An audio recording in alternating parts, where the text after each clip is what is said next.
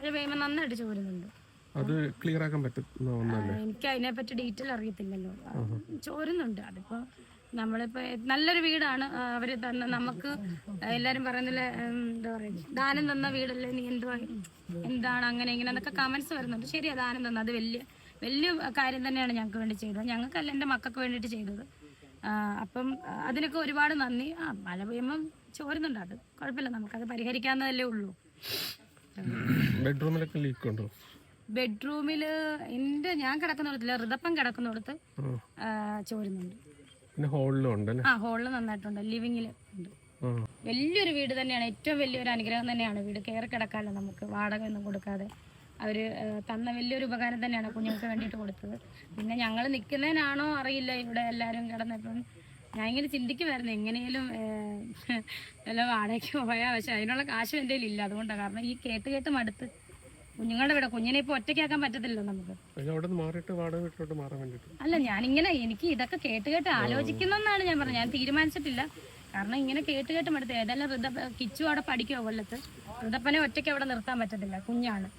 അവന് 5 വയസ്സേ ഉള്ളൂ, 6 വയസ്സായില്ല, 5 വയസ്സിലാണ് നിൽക്കുന്നത്. ആ കുഞ്ഞിനെ ആ വീട്ടിനകത്ത് ഒറ്റയ്ക്ക് നിർത്താൻ ആർക്കെങ്കിലും പറ്റില്ല. അതുകൊണ്ടാണ് ഞങ്ങൾ താമസിക്കുന്നത്. അതിന്റെ പേര് കേൾക്കാവുന്നതിന്റെ മാക്സിമം കേട്ടു. ബക്കറ്റ് ദാനവല്ലേടി, ചവിട്ടി ദാനവല്ലേടി എന്നൊക്കെ പറഞ്ഞ് കുറെ കേൾക്കുന്നുണ്ട്.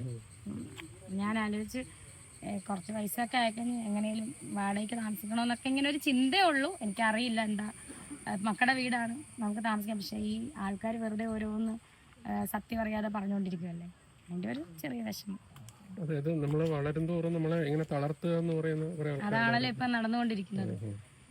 ഞാൻ വലിയ ആളായെന്നോ ഒന്നും ഇന്ന് വരെ ഞാൻ പറഞ്ഞിട്ടുമില്ല, പറയത്തുമില്ല. എന്താ പറയുക, എനിക്കൊരാൾ സ്നേഹത്തോടൊരു മുട്ടായി തന്നാൽ പോലും എന്നും ഞാൻ അവർക്ക് വേണ്ടി പ്രാർത്ഥിക്കാറുണ്ട്, അവരെ പറ്റി ഓർക്കാറുണ്ട്. അവർക്ക് എന്നും നന്ദിയുള്ളവളായിട്ട് തന്നെയാണ് ഇരിക്കുന്നത്. പിന്നെ എന്തുകൊണ്ടാണ് ഇങ്ങനെ നെഗറ്റീവ് അടിക്കുന്നത് എനിക്കറിയില്ല. കാരണം ഒരുപാട് ആൾക്കാർ സ്ട്രഗിൾ ചെയ്യുന്നുണ്ട് ഇതുപോലെ ഒന്ന് ആകാൻ വേണ്ടിട്ട്, എത്താൻ വേണ്ടിട്ട്. പക്ഷെ രേണുവിന്റെ വളർച്ച എന്ന് പറയുന്നത് പെട്ടെന്നായിരുന്നു.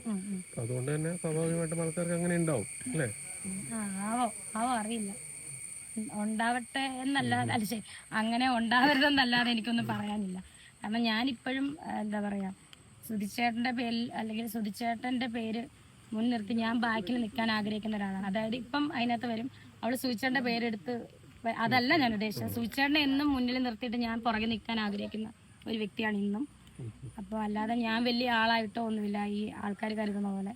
ഞാൻ വന്ന വഴി ഒരിക്കലും മറക്കത്തുമില്ല, ആ വന്ന വഴി തന്നെ പോകുന്ന ഒരാൾ തന്നെയാണ് ഞാൻ. എല്ലാ ദിവസവും സുധിച്ചേട്ടൻ ഒരിക്കലെങ്കിലും ഓർക്കാറില്ലേ? എന്നും ഓർക്കാറുണ്ട്. ഇപ്പൊ 2 വർഷമായില്ലേ, 2 വർഷവും 1 മാസം കഴിഞ്ഞ് ഓർക്കാറുണ്ട്. ഇപ്പൊ എല്ലാവരും എന്നും ഇപ്പൊ ഓർത്തിട്ട് പറയാൻ പറ്റില്ല, ഓർക്കാറുണ്ട്.